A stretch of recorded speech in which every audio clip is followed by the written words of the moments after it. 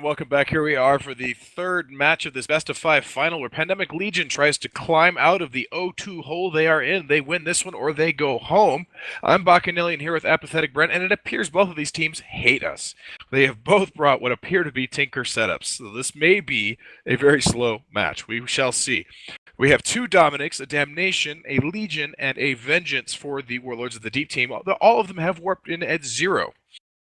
Yes, and that is, in fact, a 5-man team. And for Pandemic Legion, we have Basilisk, 2 Gila, Vulture, Caracal, 2 Harpies, and a Merlin. This is going to be interesting. I'm not sure what else to say.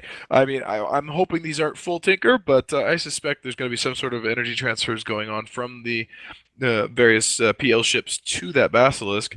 And I don't imagine the Dominics is going to be terribly effective neuting. I don't know. We'll see. Let's see if they can catch them. I don't see any guns on the Dominicses, so I'm guessing that they're fit with single cap transfer and then probably newts. Mid slots probably to be filled with various E-War and cap boosters, so we'll see. Maybe they'll be able to win the cap war, but I don't think that they're going to be able to catch up to this Pandemic Legion team, even if they wanted to. Indeed, Lucas Kwan saying in local, can I just turn on my mods and go AFK? If you can't do it, we can't do it. So, or yeah, we can't do it, you can't do it. So no, you're going to stay here and fight this one out. Yeah, it's a predicament they put themselves in. I mean, run Tinker. This is what we've been trying to avoid, is Tinker versus Tinker, but who knows? Maybe one of these teams has something up their sleeve to make this an interesting match for us. And it is on like Donkey Kong. Seems that neither team has a whole lot of velocity, and we are just waiting. Do we have damp effects coming off? Actually, damage onto both Admiral Goberius and Kata L and the Gilas, and they're taking a decent amount of damage. It's a clever tactic to damage both ships because it's going to stress the cap and the repping abilities of Blast X and that Basilisk even further. Absolutely. We have damps coming down on both armies. They have guards out. The guards should stay aggroed to whatever they had originally aggroed. This is just a very tanky setup now from the Warlords of the Deep team, which is something different than we've seen from them before. We haven't really seen super tank setups from them before. It'll be interesting to see how they play it. No real damage sticking on anybody right now. We just see missile effects. Actually, it looks like the Pandemic Legion team are killing off the drones. So the Dominics is those guards are getting popped one by one, or being pulled. They're being pulled and redeployed, it appears. But either way, that is a clever tactic from Pandemic Legion to try to just nuke down whatever damage there is. I certainly hope we see something die here. Now, the reason that they would be killing drones here is because we are on the Odyssey patch as far as battleships are concerned, and the Dominics now have a tracking and range bonus on their drones, so those guards have a really, really high optimal range, whereas they used to only hit out to 30. They can hit probably out to 60 in optimal now. So if they're able to drop those guards, they'll have to move over to Curators or Bouncers, which are going to do less damage at that range than the guards will. Absolutely. Let's see. Graf Telkin's Merle is still taking damage. I think the Warlords team has decided if they can just pop one of these frigates, they can hang on for the timer and just win it out that way. So interesting to note here is that Phantom, as the Warlords team is rushing towards, and rushing's a relative term, but they are micro warp drive fit. All of these dummies are going almost a kilometer a second. So as they're burning in towards the Pandemic Legion team, the Harpies of PL have come out to try to get webs onto some of these ships. For instance, right now they're webbing this Legion. They're going to try to split the group up so they lose all of their reps. And that Legion of C7P9 is actually taking damage, but it doesn't appear to be sticking too well. Indeed, I imagine that with the theory crafting that the Hydra Reloaded guys, the Warlords of the Deep team they have come up with a Legion fit that is absolutely going to be incredibly difficult to plow through. They should be able to tank that pretty much indefinitely. And like you say, the Dominicses are attempting to get close in here. I imagine we're going to start seeing newts before too long. There is a newt actually on the Legion. There's a NOS on the Legion, and we now have newts down on the Vulture and the Basilisk. They're going to try to newt out the Lynx, newt out the Logi, or at least stress out the Logi and see what they can break. Yeah, and it's also interesting is that the Hydra team has abandoned their guards rather, and now they have augmented hobgoblins out, and they're trying to kill Phantom, which is the Harpy that moved away from his group. So if they're able to just cycle one newt on him, make sure that he can't run his MWD, and if he's not able to get back in range of his rep boat, they might be able to take him down, but it doesn't look like the damage is sticking on him. They're focusing on Graf Telkin right now. Indeed. We have Grathalkin second local. This kind of constant abuse makes me think you don't like me. He's constantly taking damage. The damage is actually stripping his shields. We may start to see it chisel away at armor, but I'm not 100% sure that the Basilisk is now keeping back up. It looks like he missed a rep cycle or two there, but is back capped up. Admiral Goberius is taking a lot of damage. I think that this damage on Grathalkin was just a diversion to try to get maybe a strong volley off on Admiral Goberius to see if maybe they can break him before Blast X and the Basilisk has a chance to notice. Indeed, they're really testing everything they can. The Warlords want to kill something here, and they are trying now Goberius a little more aggressively, still putting a little damage on Phantom, it looks like, but so far nothing really getting broken. Amazing array of rep and cap transfer and neuting, nosing effects going across this field. It's hard to keep track of who's doing what to whom. So another thing to point out here, I misspoke. It's not a Tengu. I'm so used to see. Oh, Admiral Goberius is taking a lot of damage and might be going down. But on the PL team, it's a Basilisk and not a Tengu, so they don't have to worry about range with this. So while the Warlords team does have to stay grouped up tightly, the Pandemic Legion team doesn't have to as much, as long as they keep their Basilisk in that group so they can keep cap transferring. It appears that Gobbins was out of rep range for a minute there. That may have been why some of that damage was coming in so hard, but we see now that the Basilisk has kind of got reapproached, they're closer to each other again now.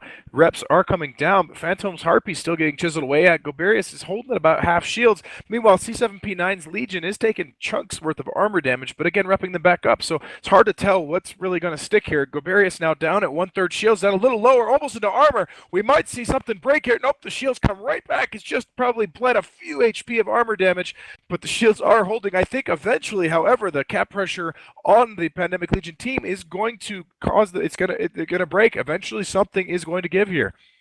Yeah, I agree. As long as even if they get just a little armor bleed over, there it goes. Huge amount of armor taken out of Admiral Goberius. He's in structure now. They are so close to turning this match, and Tinker thinks as soon as one domino falls, the rest are soon to follow. Absolutely, but Duncan Tanner is Dominic's now into 2/3 armor himself. We see PL striking back. He's almost a half armor. Reps are coming back in from the Legion, but I don't know. This is crazy. We could see structure damage on Goberius, but he is pulling shields back now. We'll see if they can get through. Yeah, I don't know what the change was there. Maybe somebody got out of range of the cap transfer there.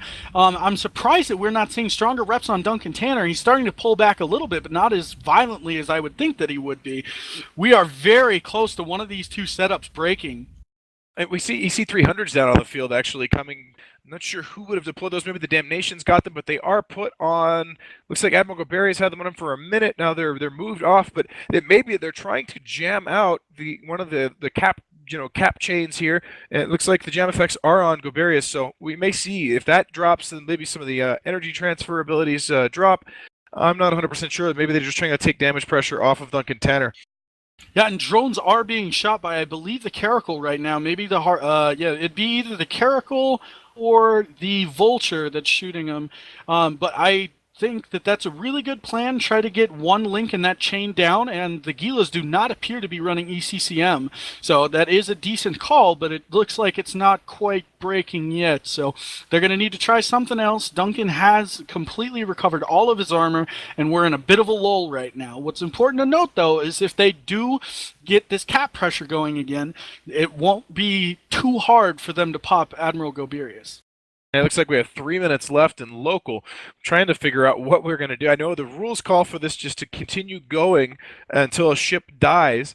We'll have to see. We may have to tack a couple extra minutes onto this one, but we'll get back to you on details if we have something a little. Oh, we see cargo containers going down on the field, so it looks like somebody's running low on cap charges. They're trying to get them out, and that's part of the reason we did this to nerf down to 1 energy transfer. Is going to be dependent on cap injection, and if they start running out of cap boosters, there's going to be trouble. And it looks like Admiral Goberius is starting to take damage again now. We'll see if somebody's in a cap booster reload, perhaps the Basilisk. He may not be able to keep up with the damage. Well, Duncan Tanner is down to half armor. The Legion is struggling to keep up with the damage on him.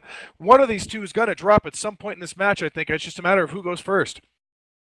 Yeah, that's a lot of damage on Duncan. I'm also surprised that we're seeing a cargo container coming out from PL, because I think with the less ships and the only being 1 energy transfer allowed per ship, that the Warlords team would actually be more susceptible to long engagements, because they would run out of cap sooner. At the same time, they have a lot more mid slots for cap boosters. Absolutely. I got to give a lot of credit to Blast X here in the Basilisk. I mean, he's under all sorts of cap pressure. There's just a ton of things going on. Damage across the multiple ships. He's probably having to manage overheat cycles and keep Admiral Goberius up. He's doing a fantastic job of doing this. And the same to C7P9, who's keeping up with a lot of damage on Duncan Tanner. He's probably having similar issues. This is just fantastic piloting on both sides. You can't really see this on the stream, but really this is not as easy as it looks right now when these guys are all in on each other, where there's cap getting nuded off, nosed off, and transferred all over the place. Eventually, something is going to give. Yeah, it seems like they're putting a little bit of damage on Nakata L, maybe just trying to get a little confusion going for Blast X, but they're not sticking with it for very long.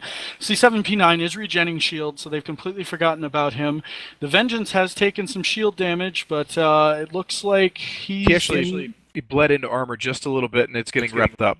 Yeah, so C7P9's doing a good job at making sure he keeps a rep onto that Vengeance. That's not an easy nut to crack in comparison to these Harpies. Vengeances are extremely sturdy, and basically all that Vengeance is here for is to just apply webs on things that need them, make sure that they get hard tackle if they come up against the kiting setup, which is not the case here. Indeed, he is applying a little bit of damage onto that healer, trying to, Gabarius trying to, maybe push it over a little bit. But at this point, the Basilisk is clearly got cap booster charges. There's really no more damage sticking on Goberius. Here we go. Their primary Blast X. He's at half shields. Very quick volleys down. He's repped it all the way back up. Perhaps they're going to try to force the hand here. Maybe they can break through that. Now, I imagine with the past setups, the way they run them is the ASB without cap charges. So he's running it off of raw capacitor and relying on the cap and transfers into his ship. But in a setup like this, where there's just one energy transfer per ship, it means somebody's running off of cap charges somewhere, and eventually they will start running out, and that may mean that his ASB will eventually have to shut off, and that could prove to be the advantage. We'll see here, but good chunks of damage forcing Blast X to run that ASB. Yeah, and I wonder what... They did switch Newts over to Blast X there when they primaried him, which is a great call.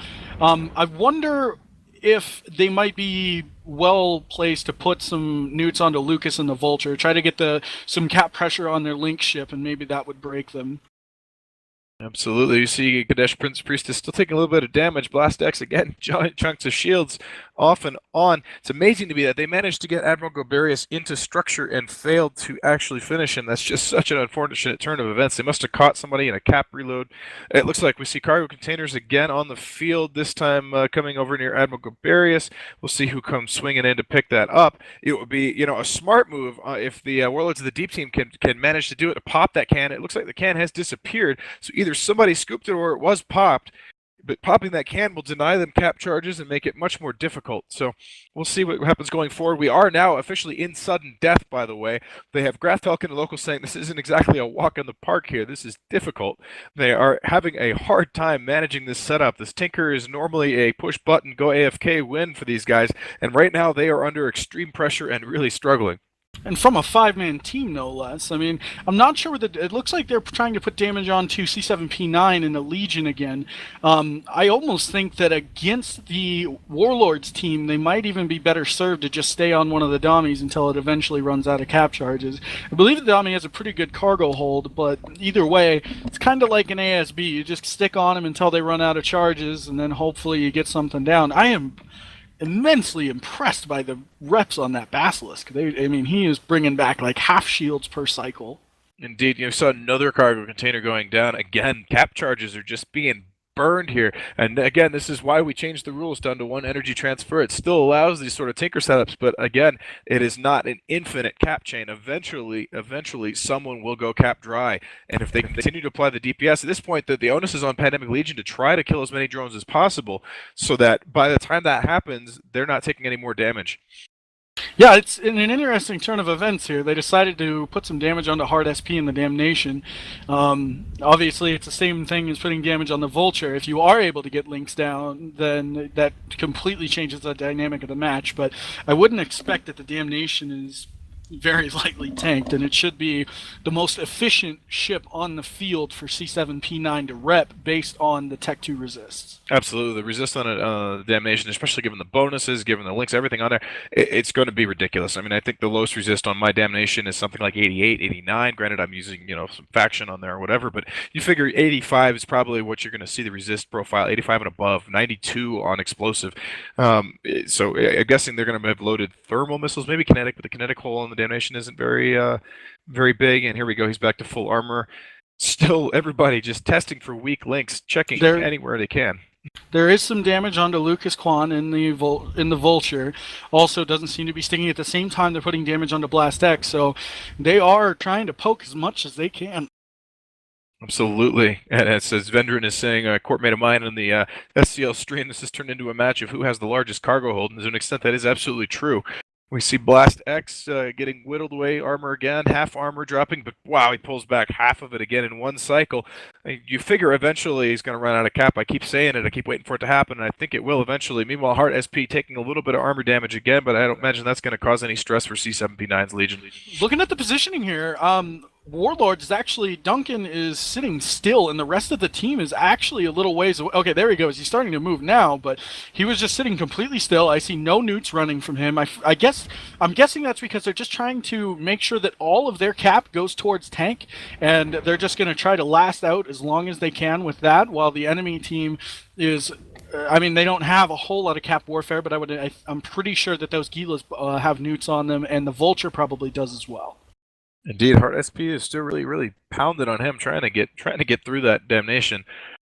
They're actually having some relatively, successful, damage applied. We do see a little bit of damage on Duncan Tanner, but his shields have regen back, so we're just kind of ignoring him now. It looks like Blast X again. Oh, here goes Gratelkin Merlin. He's a huge volley. His shields have dropped. He's dropped all the way through shields. Shields coming back from the reps, but they have stripped his shields entirely before that. That may be a weak point that they can probe. I can see just a hair of armor damage. 99% armor remaining. So they maybe broke through there. They do that another 100 times, they can get to structure.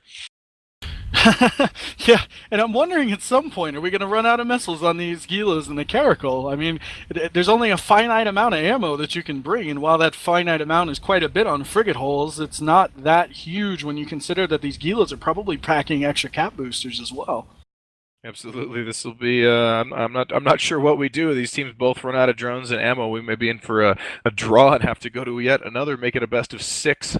But what we're going to see here, it hasn't happened yet. We're still seeing damage applied. We'll give them another little bit more chance here. Yeah, and it looks like maybe we have these guards firing again. So they've re-grabbed the guards and are using them for their damage source. Yeah, that's interesting that we abandoned them on the beacon and launched heavier drones when they got on top of them, but running low on drones, I wouldn't be surprised if CPL start popping those. Use the missiles while you got them, and sure enough, we see missiles going down across the field onto some of the guards here. We're going to see those guards starting to go down one by one. Yeah, and another thing that PL could do here, if they wanted to prolong the match even longer, is just burn away from the guards, and they'll do less and less damage as they go out. But we're at such a wall here that, I mean, eventually something's got to give, but I don't know when or what that something will be. Indeed, they're probing the Vulture again, doing a little more damage. Blast X taking a little bit of shield damage, but meanwhile, really no significant damage sticking on anybody again. The only time, another cargo container down, somebody else running out of something. We'll see the cargo container coming down from the Pandemic Legion team again. The Pandemic Legion team, in fact, as far as I've seen, are the only ones who have launched cargo containers. I've not seen any come out of the Warlords of the Deep team as of yet. Right now, the Warlords of the Deep team is wanting to maybe call for a tie and go to the next match, but I'm not sure that that's how we will proceed. Indeed, hopefully somebody will let us know who's not trying to do commentary what the judgment call is. We have some rules referees over there. We see Destoya's Caracal took a little bit of damage, but again, really nothing sticking. Drones dying. This may be the worst draw in history. We shall see.